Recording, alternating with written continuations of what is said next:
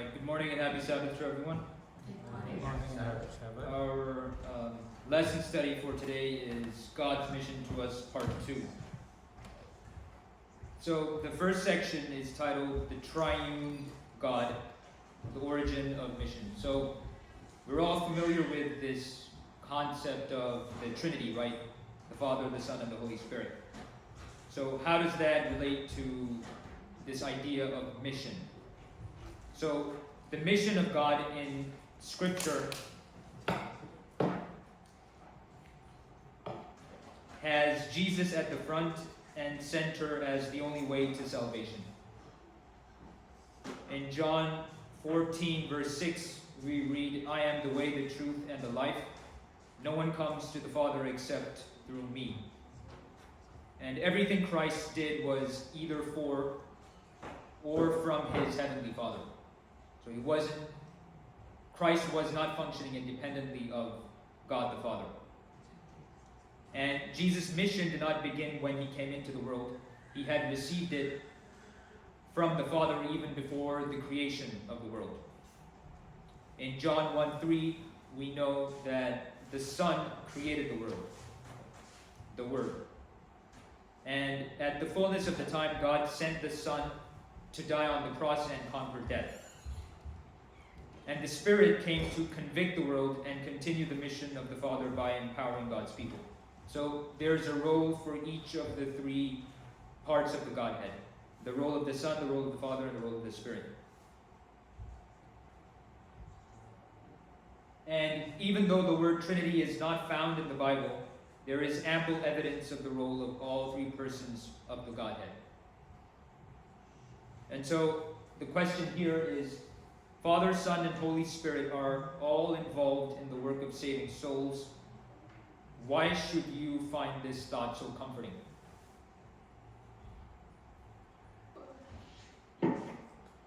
If you think about this in another way, what if only one part of the Trinity was involved in our salvation?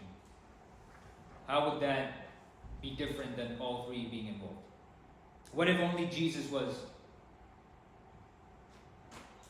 concerned about our salvation and God the Father and the Holy Spirit, we're not involved in that?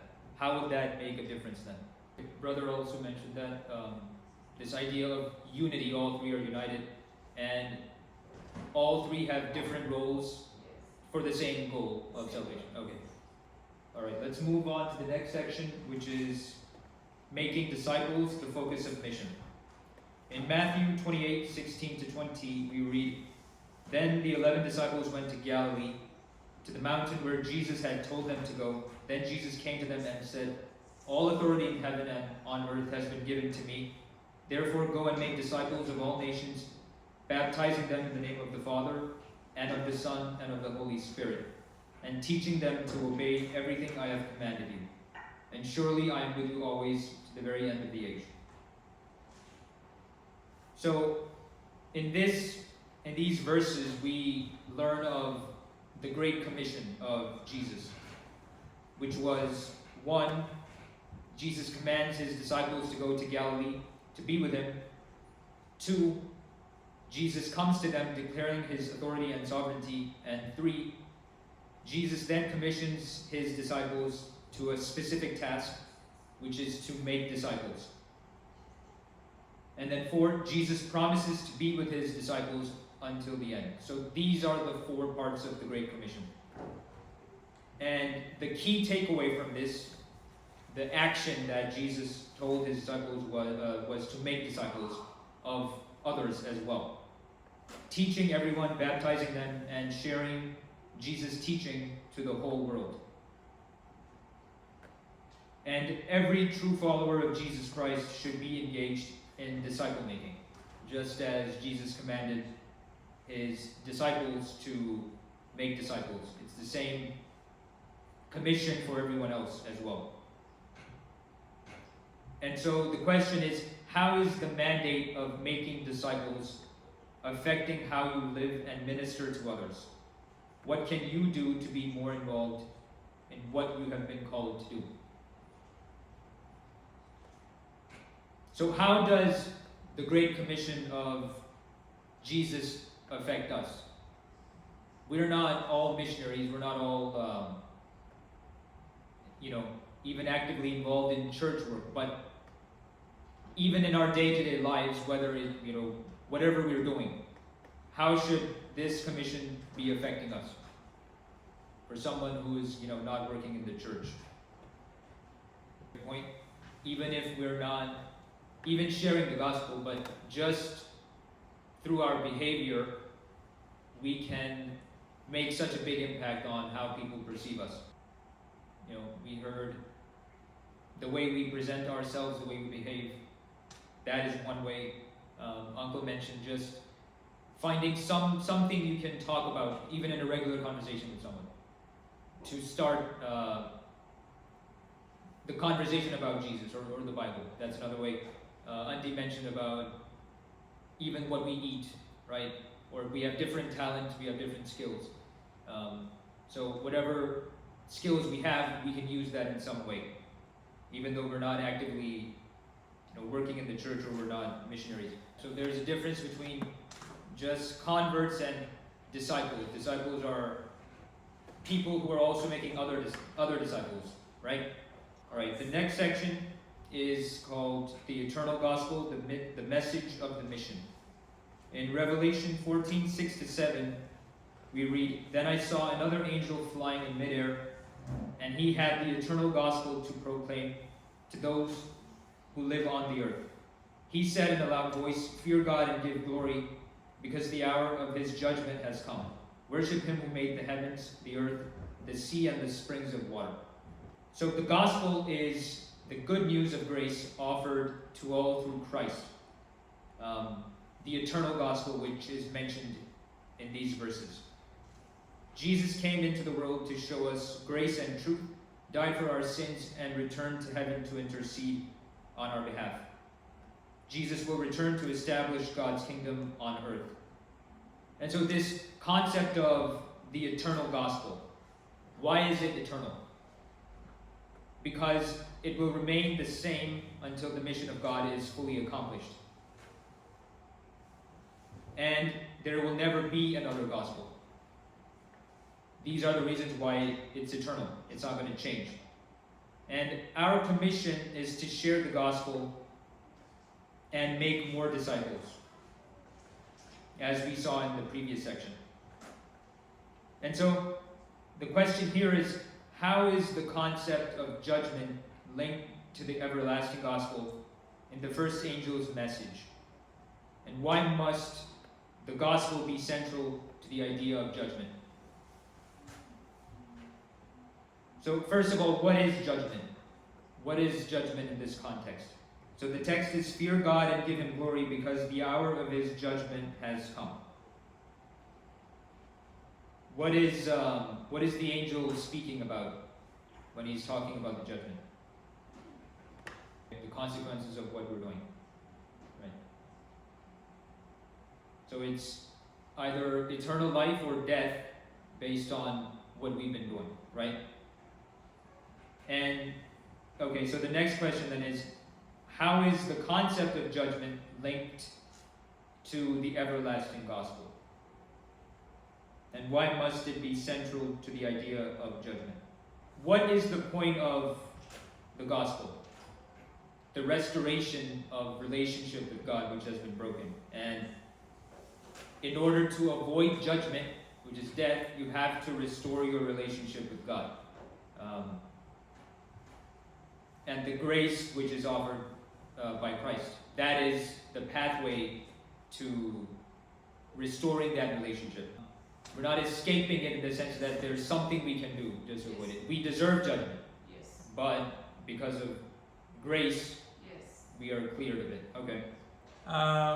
When I was looking at the question, and the question is talking like how the concept of judgment linked to the everlasting gospel. And as Pastor Pandey already mentioned, gospel is a good news. And what is the good news? The good news is the word of God. The good news is a word. And word came to this world and died for you and me. That's the good news. And that's The Bible says, and the question says, everlasting gospel. And what is gospel? It's the truth. And when we talk about the judgment, how it is linked to the everlasting gospel.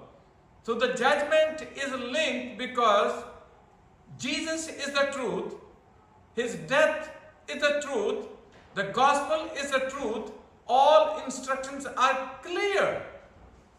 Nobody can say that this judgment is right or this judgment is wrong.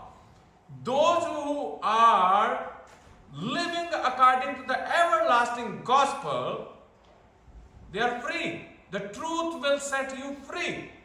The judgment, people most of the time they take it like when the judgment is going on, I can be wrong, I can be right. But here the everlasting gospel is already telling those who are following the word of God, they will be set free. There is no doubt. The way is very clear. The truth is in front of us, those who are accepting. But those who are rejecting, they know, sometimes people, they are not aware about the judgment, but they will bear the consequences. That's why when I look at this gospel, be central to the idea of judgment. Because every judgment is based on the everlasting gospel. Okay. Yeah, that's a very good point. Thank you, Pastor. Anything? Can I say something? Yes, please. You know, when I was listening to all the conversation, and very good points have been mentioned, that the gospel is all about grace and truth, and how a person responds to grace and truth that is available in Jesus Christ.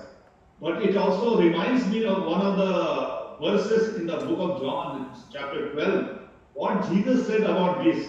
And I want to just read this passage found in the book of John and chapter 12 and verse 46, 47 and 48, 3 or 4 verses. Jesus says here, these are the words of Jesus. I have come as a light in the world. Verse 46, that whoever believes in me should not abide in darkness. And then verse 47 says, and if anyone hears my words and does not believe, I do not judge him, for I did not come to the world to judge the world, but to save the world. Yes. Then he says something very important in verse 48. He who rejects me and does not receive my words, he said, that which will judge him, that I have spoken to him, it will judge him in the last days.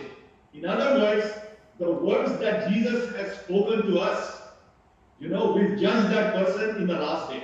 In other words, how are people responding to the graciousness of the grace that is found in Jesus and to the truth that is found in Jesus? Like Paul says, His grace to me was not in vain. And I am what I am, it is because of the grace of Jesus Christ. It is nothing in our own self. You see? And the truth part also is that Jesus is the truth. He said, I am the truth and the way and the life.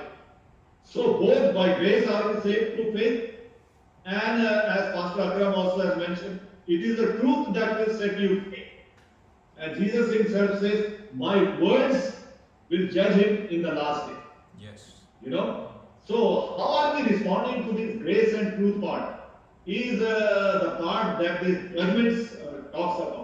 So there is no way we can separate this gospel and judgment. In my understanding, the gospel is also the judgment. Because when you are responding to the gospel, you are bringing judgment upon yourself. Thank you.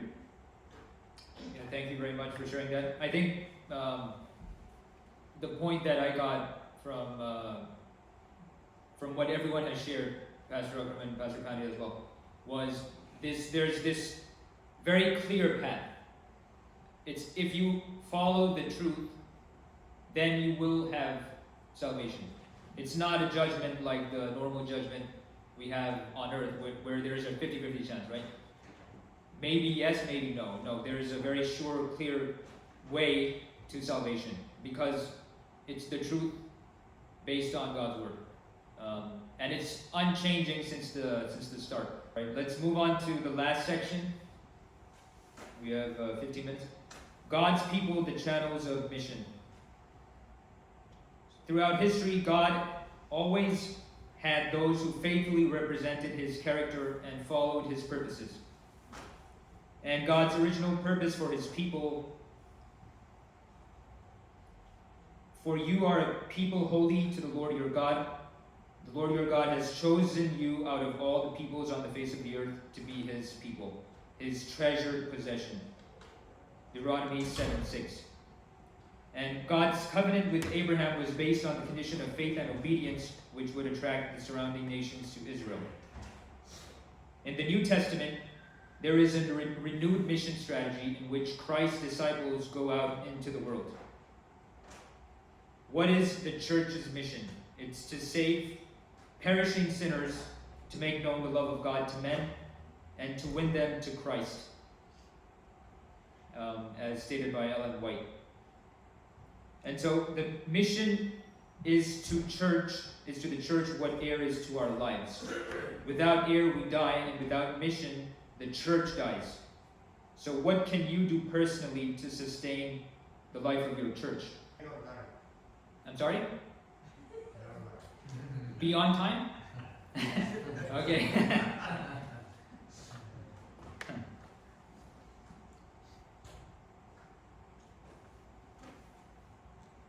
you repeat that question? Yeah, so the question basically is, there's this analogy between air needed for life, right? Without oxygen, none of us can survive. And the air for us is what mission is for the church, basically.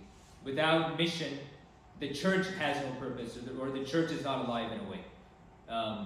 It's a perfect example, you know? Right. Because you take any aspect of church which cannot be done from home. Yes. Can you do Sabbath school from home? Of course I can. Can I do lesson study from home? Yes. Can I listen to a sermon from home? Yes. I can do everything. What is the purpose of the church coming together? Is it for, you know, the amazing food? Kudos to all the ladies.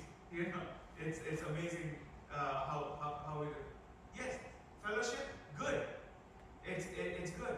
But what is, because a church cannot be called a church just because of fellowship. Because even a club operates like that. You know, you go to Rotary Club, you go to Lions Club, you go to whatever club you want to go, and they gather together for fellowship. But why is it called a church? Why is it called a church? So that we can come together, all right? Why was it called a church in the catacombs? You know, the early Christians. They used to assure each other for the mission. They used to assure, that was the mission, to assure each other that Christ is our Savior, He's coming. It is a perfect example. When there is no air, there is no life. When there is no mission, we can't call ourselves church. Okay? If there is a mission together, you see individual mission, family mission, and church mission. Three different things, same aim, but three different things. And if we miss any one of that, you know, it's something for self-reflection for us. Okay. Thank you very much, everyone, for your participation. Let's close with a prayer.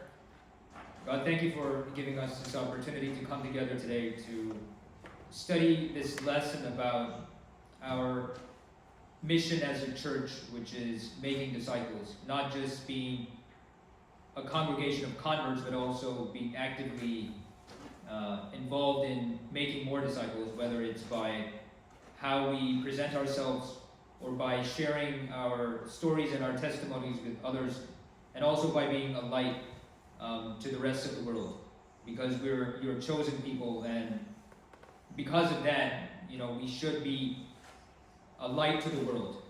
Continue to bless us throughout this Sabbath service and guide us throughout the coming week. We pray and receive in your name. Amen.